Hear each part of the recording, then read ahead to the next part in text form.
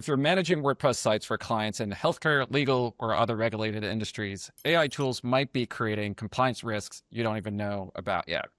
Joining Tim, Kelsey, and me today is Roger Williams, Head of Partnerships and Community at Kinsta and Sevalla.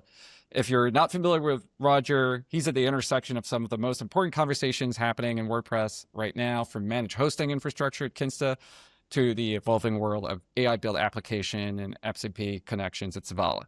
Roger and I have been talking about something that keeps coming up in all our conversations with clients and partners, and that's AI is making WordPress compliance more complicated, not easier. So, Roger, really happy to have you back. How are you today? I'm doing great, Pierre. It's great to see you. Tim, you as well. I'm really happy to be here and talk through this important subject. All right, we'll do our best not to get too technical today, but we will probably touch on some technical parts. Obviously, we're here to help you guys, guide you through it. And, we work with a lot of IT companies and a lot of other agencies who can also help you out through those details. So, if you're not a technical person, feel free to reach out to us or do reach out to your IT partners, whoever is helping you manage your WordPress site. But yeah, let's just get into it. And yeah, Roger, can you kind of give us a bit of an update, from your vantage point at Kinsta, and, how has the compliance conversations around WordPress shifted in the last 12 to 18 months? And, are people getting more proactive about compliance, or is this something that's still reactive at this stage? Yeah, great questions, Pierre. And I think what we're seeing with AI is, unfortunately, a regression in security practices. And a lot of this, I feel, and I catch myself occasionally, right, being like, oh, wait, maybe I shouldn't be putting that into the chatbot. And I think a lot of this is due just to how friendly the chatbots are and how, like, it just sounds like you're talking to your best buddy, and oh, great. Oh, and I'm doing a great job by giving you all this important data that I shouldn't really just be sharing with anybody. And so we really need to be vigilant in our security practices, technically for sure, but I think also from a social training, human training perspective, we really need to be talking to our staff and our clients about best practices for these tools. And the good news is that the best practices for these new AI tools apply to what we were doing before as well. So how to handle customer data, PII, how to deal with phishing attempts and phishing hacks. Those are still existing issues. And now we have new things with AI. So the newer kind of issues are like these prompt injections that can occur when you start using these coding assistants and these agents. And so, getting back to your question, I would say in the last 12 to 18 months, we're not seeing anything directly with our clients at Kinsta, but in my conversations with agencies and clients, I hear them saying things and how they're using these tools, and they're plugging the tools together with their data. And I'm just asking them, hey, have you really thought through where that data is going to? And the answer in a lot of cases is they're not. So my advice is that we need to start talking about this. And so that's why I think this is a great topic for us to be having right here. And I look forward to diving further into this. Yeah, we've been having similar conversation amongst our teams I think so many businesses are going through this same transition right now with Claude Code coming out and becoming a really hot topic. And it's opened everybody's eyes to what AI can do. And everyone's just so excited. It's all so exciting. And we want to go build something. We want to go do this. We were just talking to our managers about this, about like what information can we share? Like, be careful about, if you're a manager is asking for feedback on what to do with a team member, don't put that team member's name and salary into the chatbot. There's private information that you shouldn't be getting feedback on. So we have each other to still help with that kind of stuff, or anonymize it in some way, give a range and not the name, so you can still get the right feedback, but be careful about what you're doing. And I think you really nailed it. It's like, it does feel like you're just talking to a friend. It's like, oh, I can trust this guy with whatever information, right? But it's all just going out into the chatbot ether, being trained, being used for training for future releases. That doesn't mean employee's salary is then going to show up in someone else's chat response, but it's just you've lost control of it once you've put it into a chatbot, especially if that's just, a regular ChatGPT or Claude account that you've entered it into. Absolutely. And I think the other thing that we need to keep in mind is there's different levels of users of these tools. We're all AI first at this point, right? I mean, I've got Gemini tabs open, I've got Claude tabs open, I've got ChatGPT. I am head first into this. And I know that there's people that are even further, right? I'm not using OpenClaw yet, but there's people that are doing OpenClaw stuff. But then we have to remember that the vast majority of people out there are not using these tools, or if they are using them, it's like they're barely like scratching the surface of what they can actually do with these things. And so I think it's important that we keep in mind that the majority of people are not AI first, just like 15 years ago, the majority of people weren't necessarily mobile first, or, they weren't doing a lot of work on their mobile phones yet. And now we're at the point where everybody's using their mobile phones for everything. So we're still very early in the adoption phase of all of this. And at the same time, the hype cycle is furiously high, right? You listen to the CEOs of these different AI companies, and all of our jobs are going to be replaced in about 45 minutes. And it's just this continuous, like, there's that kind of terrifying narrative.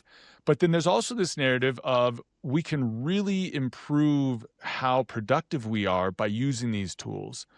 And so finding that middle ground of what's an actually like sane usage of these tools, and then working with the people who have not yet adopted to use these things and really help them to understand, hey, here's a good use case for using AI, doing research on, something that you don't have a lot of data on yet. These are very helpful, but then also realizing they make things up, they hallucinate a lot.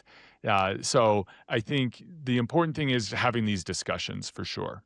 Yeah, one of the things that I stumbled upon this week was I was working with Claude to build like an internal marketing operations tool, especially for case studies, right? Which is a really big part of the work that we do on a weekly, monthly basis. And so that's a process we really want to optimize for. And I was asking Claude to convert the work that I had done in something I could share. And so I was trying to build a Claude plugin, and I wasn't very specific. And so Claude actually, knowing that we're a WordPress company, built a WordPress plugin for me. I was like, oh my gosh, this is amazing. Like now I can like use this within my WordPress site. And so I was curious. I put it in my staging site, see if it would work and all that. I mean, long story short, it actually totally failed. But it sort of also opened my eyes to like, oh, now it's becoming really simple to someone with just an idea to like go and create a WordPress plugin. And our experience with that is, oh, that's one of the most important things that we actually vet and do for clients and make sure that they use reputable developers who actually know what they're doing and not Pierre, marketing guy who's actually had an idea and just ran with it. And so like making sure that, to your point, that we actually ask the right questions, because AI is always trying to please us. Even the good ones, I think, are still trying to say, oh, yeah, you can do this, because it's all about getting stuff done. But if you don't ask the right question about, oh, is this secure? Oh, yes, you said this was secure, but is it really that secure? Because I've run into those scenarios many times where I was trying to like do more complicated like API authentication stuff. And I was like, yes, you can do this. And then, 2 hours or 3 hours later, AI was telling me, oh, no, actually, you were right. We cannot do this. Let's go back. And so like you can get down those wrong rabbit holes, but you could also create those security risks. So that's really something that's kind of popping up. And I'm hearing clients also bring up, oh, we're building a custom plugin here and there. So I kind of expect maybe this is not happening that often now, but we're kind of maybe getting at the beginning of a new sort of cycle, perhaps. Yeah, Roger, absolutely. have you seen things on your end of those compliant, like specific to WordPress, of people creating new security issues by, just vibe coding a new plugin and turning it on their site or anything like that? Yeah, again, I haven't seen anything firsthand. I've read a lot of reports about this, and it also just makes sense, right? If you're just asking the AI tool to build a plugin, and it builds it for you, and you just go ahead and implement that without doing any security testing with somebody who's actually knowledgeable of what to look for, you're gonna potentially have some really big problems, right? SQL injection is still a major security hole. And if you're not, sanitizing your inputs, you're gonna run into some issues there. And so there's a really great metaphor that I was introduced to recently for how to rethink about software development in the AI age. And it's, instead of thinking in terms of a funnel, right, where you did like requirements gathering and then writing code, now the writing code part is automated. So there's more of an hourglass shape is the metaphor that people are using. So you've still got the wide top of this process, right, where you're gathering your requirements. You're getting really specific with your requirements now, though, right? So you can go into these chatbots and you can give really long prompts, get really, really specific of what you're looking for it to do. Then you hit go and it writes the code almost instantaneously. But now you need to test that code. You need to quality assurance it. And there's a lot of ways to do that, but that's also where coming back to agencies like Pronto, who have the expertise, you have the engineers that can go in and look at what's happened, what's been built, and really vet things so that they're secure, so that they're compliant. This is really important steps. And we're already seeing a lot of issues. There's a great study by Metter. I forget what it's, METR. I forget what it stands for, but they surveyed a bunch of developers, thousands of developers, of how they were using AI tools.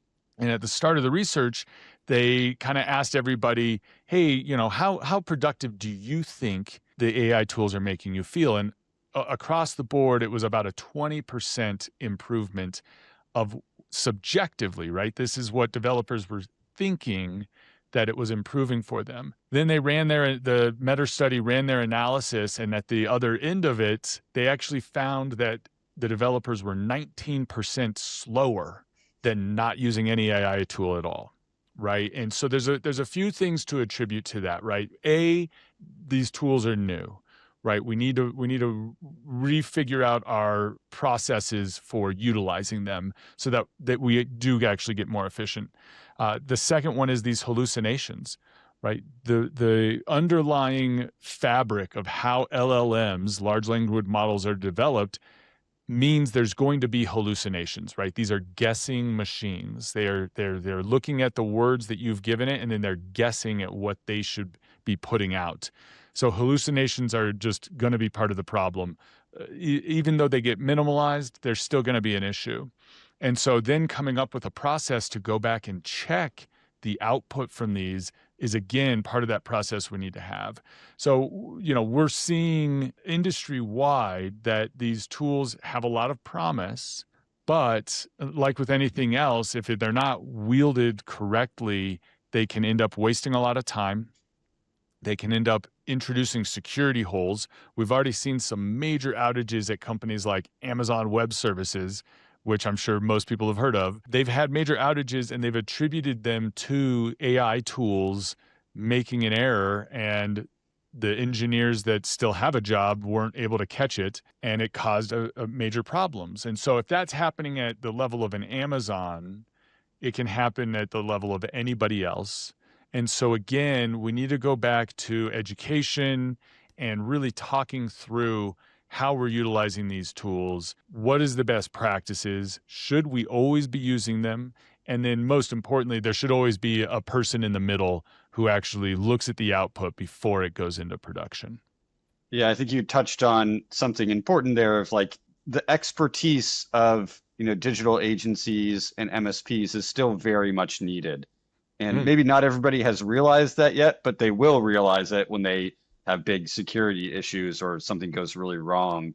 Like one of the things I've seen business owners talk about is they have one agent create something and they go, oh, but don't worry, I had another agent who I tasked with security checks go in and fix the code to clean it up and make sure it's secure. And it's like, well, no, you've just outsourced it to another bot. You didn't have an expert come in and really tell you this is safe and ready to go public.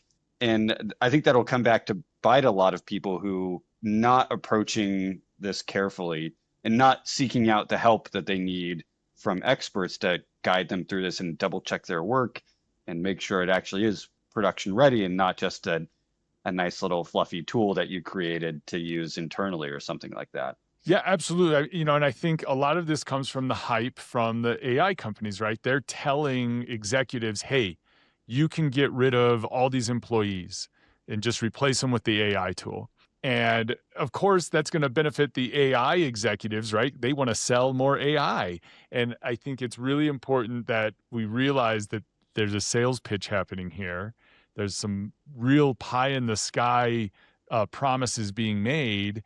But the reality is that, these are still tools. They're built by people, so they have errors just like people make errors. And there's an interesting parallel here. So last year at about this time, last spring, a lot of the agencies that I work with who are doing copyright work were losing contracts. A lot of companies were saying, oh, we've got AI. They can just do all the copywriting for us.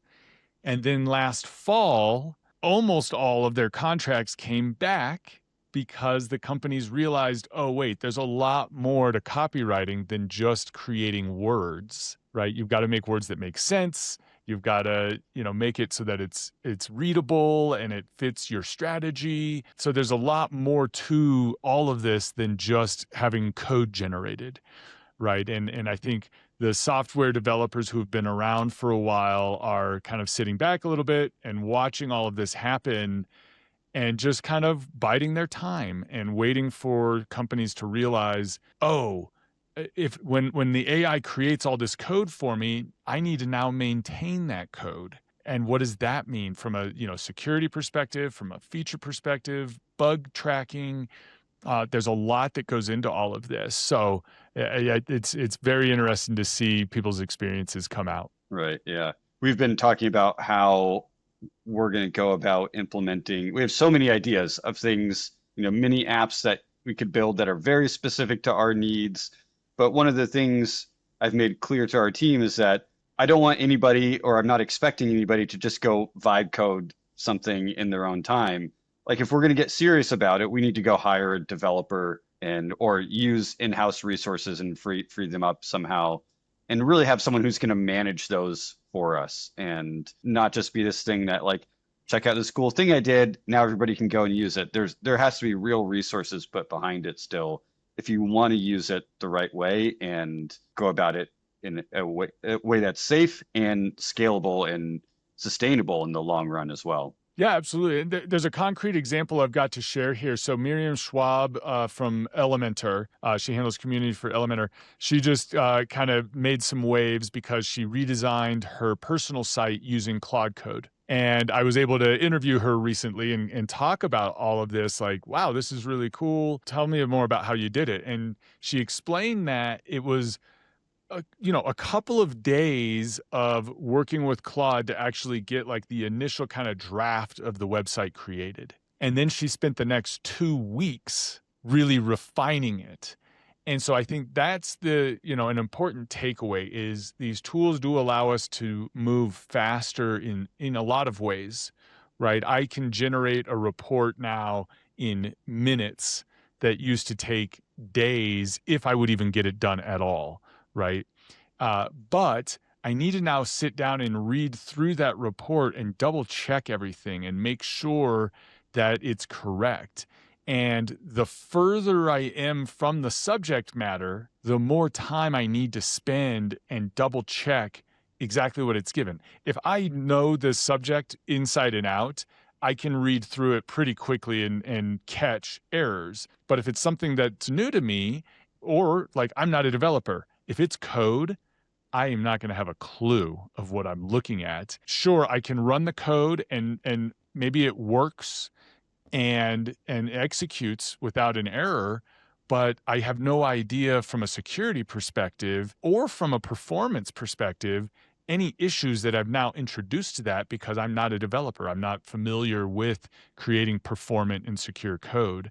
And so tying back into what you're saying, I think that while AI is going to help a lot of people do a lot more things, we're still going to need experts more than ever to come in and double check that work, make sure that it's compliant. Again, we're talking about very regulated companies in this discussion. And so everything that used to apply still applies, right? You still need to have really good safeguards in place. You need to be logging everything. You need to have your internal policies listed out. But then on the technical side, you need to be double checking that everything that you're implementing is still secure. And as we move into more agentic work, with the MCP servers, model context protocol, and just creating more agents that are automating. At the end of the day, right, we're talking about automation. And so we're just further automating all of our work.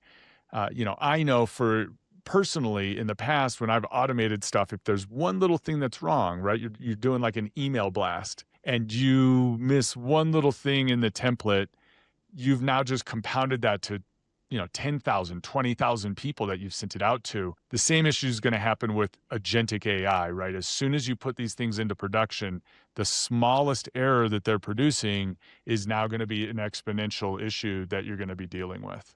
That's such a great analogy, because I think so many people have made that mistake with, email blasts, and you hit it and you look at it, you go, oh my God, how am I going to, it's too late. It's already out there. And now you got to figure out, okay, what's the apology email? I said the wrong thing, and you got to backtrack on whatever you did wrong.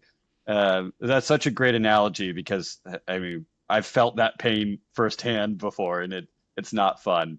Sure. And that's just an email. Go ahead. Yeah. I want to give you a chance to talk a little bit about Sevalla, and speaking of doing things the right way. And, it seems like Kinsta's, you're really developing or expanding your ability to, manage AI apps and MCP connections. So tell us a little bit about what's going on there and how you see, digital website agencies and MSPs being able to leverage that with their clients. Yeah, absolutely. So Sevalla is a relatively new name for a product that Kinsta's had for almost 4 years at this point. So it's application hosting, database hosting, static site hosting. As of February, we moved everything from the Kinsta umbrella into a sister company called Sevalla. And we did that for a few reasons. One of the main ones was to avoid confusion. With Kinsta, we're doing WordPress hosting. There's a database involved with WordPress, and having database hosting as another line item in the dashboard was confusing a lot of people who weren't as technical. And so separating those things out made a lot of sense from that perspective. Also, usually people using WordPress, or a lot of the times people using WordPress, are slightly less technical. They're not doing application development. So separating those things out just made a lot of sense for us and for our customers. So at Sevalla, we're focused on application hosting is really the hot thing right now. And we're continuing Kinsta's approach of abstracting away the infrastructure so that you can stay focused on the application. And at Kinsta, we've done that with WordPress, right? WordPress is the application. We want you to be able to just be focused on WordPress. As an agency, as a client, as an MSP, you want to set up WordPress and then just run your campaigns, run your e-commerce store, whatever that is. You don't want to be worried about the Nginx server, the PHP, the MySQL. That's what Kinsta is going to do for you. So we've taken the same kind of model to Sevalla. So we're running Kubernetes behind the scenes, which for non-technical people is really complicated server mechanics that allow you to do really cool stuff without having to set up quite as much as you did in the past. However, Kubernetes is really complicated, and most people don't want to spend their time managing that. Instead, they want to just build their applications and stay focused on the application. So as Sevalla, you plug in your repository, right? Your GitHub repo or GitLab or Bitbucket. You plug that in and you hit go. And Kinsta then handles the build process. We build out the application and we start it running. And now you just get to focus on that application and how it's operating. And so we're not only making sure that it's performant and running very quickly. It's in data centers. You can choose any number of our 27 plus data centers around the globe for it to run in, but we're also making sure that it's very secure. And we're covering all the bases from that perspective as well. So that, again, you can just stay focused on building applications. It's a very exciting time right now. You're able to write code. I'm able to write code, right, using these AI tools, which I cannot write code. But I can tell it to write stuff for me, and I can take that code, I can put it in a repo, I can plug it into Sevalla. If it doesn't have any bugs or errors, it works. And it's really amazing. And so we're doing a lot of things in there to really build more into that to make it easier for you to take advantage of these new tools. So one of the most recent things that we've added is our own Sevalla MCP server. And so this now allows you to plug your AI coding agent straight into Sevalla, and you can now talk to Sevalla just like you do to your coding agent, and it will do work for you. I'd love to be able to talk in more depth about all of this, but again, I'm not a developer. What I recommend people do is come and check it out. Start testing it. It's very capable. People are running applications on there and doing some amazing stuff. We also have very good support. We have very good documentation to help you with this. And so it's just a very exciting time. Taking your code and getting it live has never been easier. And it's a really cool to see what people are putting together and making happen. And Yeah, Roger, it sounds one of the really interesting. Sorry, go ahead, Pierre. one of the stories you were telling me when we were chatting about 2 weeks ago or so is that you had one of your developers that had this outdated plugin, and I think just by connecting it to Sevalla, he was able to actually kind of, update it and make it up to date very quickly, and kind of address some of the issues that had been dormant for a while. And so like this was sort of a really sort of tangible way, I think, that someone who's managing a WordPress website and maybe is starting to explore into developing customized WordPress plugin solutions to enhance their website and make it more useful. Like that's a very practical way to kind of sort of bridge what Sevalla and Kinsta are doing with a WordPress website. So if you could tell us a little bit more about that, and if I didn't. Yeah, absolutely. So, and I think actually the story is there was somebody who was working on a project. He had an existing WordPress site. It had a number of plugins on there. And he realized that he didn't need all of these plugins. He just needed little features out of the plugins, right? And a lot of the times you run into this, right, where there's a massive plugin, it does a bajillion things. You just need it to do one thing. And so he sat down and vibe coded out a WordPress plugin that accomplished that one task. And he was able to use Sevalla for developing this plugin and working through, like, making an actual working model out of it. And so, it's diving into really seeing how you can use these tools to build exactly what you need done. And if you've got, the ability to look at it from a security and performance perspective, great. If you don't, finding people that can help you, agencies with expertise that can help double check your work and make sure that it is actually secure, isn't a bad idea.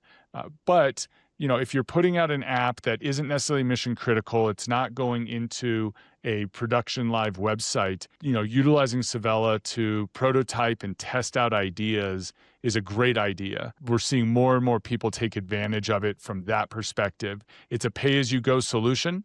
So, and as long as it's not like taking off and, going on to Shark Tank or something, the cost can stay relatively low. And then once you're ready for Shark Tank, it'll scale right up for you and be able to handle all of that. Just make sure you've got your monetization figured out. But no, it's a really cool and exciting time. And it's a nice transition, right? From you've got WordPress is still your solid foundation, right? We should still be coming back to the tools that we know and trust, such as WordPress, which we know are secure, we know they're performant. There's handle things like user authentication roles, right? Building that yourself is a massive task. You don't want to have to go through that. Utilize WordPress for that. But now you can build applications that plug into WordPress expand what you're capable of doing with a WordPress website, but you've still got the ability for non-technical users to log in, make updates to content, do the things that they are used to doing with WordPress. But now you're able to augment that by building these additional applications that plug into, everything that you're trying to do. It's a very exciting time. Yeah, and I recently ran into a website that had been built with a non-WordPress CMS, and actually was like an AI-first CMS. And the guy reached out, and I was going through the website, and he didn't reach out about security or WordPress management, obviously, since it was not a WordPress website. And I looked at it, I was like, oh, this site is interesting. And then as I was digging into it, I was like, oh, I can edit the front end of this website and inject code directly myself. And, I think it was just an honest mistake. It's not that the CMS itself is bad per se. It's just that you had a non-technical person using a tool that was very user-friendly on the surface, but because he didn't know what he was doing, created this massive security risk. And I think those are kind of things that, with WordPress have already been addressed, even from a user perspective, or if you're working with a developer who knows what they're doing. Like, those are very basic stuff that you'll avoid making mistakes, and so I think this was very interesting to kind of, see how much WordPress has figured out so many of those challenges already. And what has always made WordPress great is its ability to be flexible and customizable. So like, in its greatest power, it's also maybe a little bit of its kryptonite at the same time, greatest weakness, in the sense that, if you have too many plugins, then you can hurt the performance of your WordPress sites, kind of similar to your example. And that's something we address very often. Sure. So like, but at the same time, you have the right foundation to continue building new features, new capabilities. And I think this is what, sort of bridging that gap between WordPress and those AI tools that are coming out is very exciting. Moving back a little bit to sort of industries that are highly regulated. And I think you were talking about this, especially like, let's say you're a healthcare provider, and obviously patient information is very confidential, and you don't want this to become a compliance issue or a security issue. What would be the one thing that you recommend someone dealing with that kind of regulated industry go and fix first, or go and investigate to be sure that they aren't currently exposed? Yeah, there's a couple of things to look at. So, I think from a AI and perspective, right, we've got a lot of these integrations that are coming out and APIs. And so what I would encourage people to do is take a look through the connections that you've created. Look through your WordPress site, look through, like if you're using Google Workspace, right, you can go through and look at what third-party tools you've connected into your workspace. Do an audit of that. Look at what you've actually connected at this point. Do you need to be connected to all of those things? Do you know what some of those things are that are connected? I got tricked the other day. This was on a non-work computer.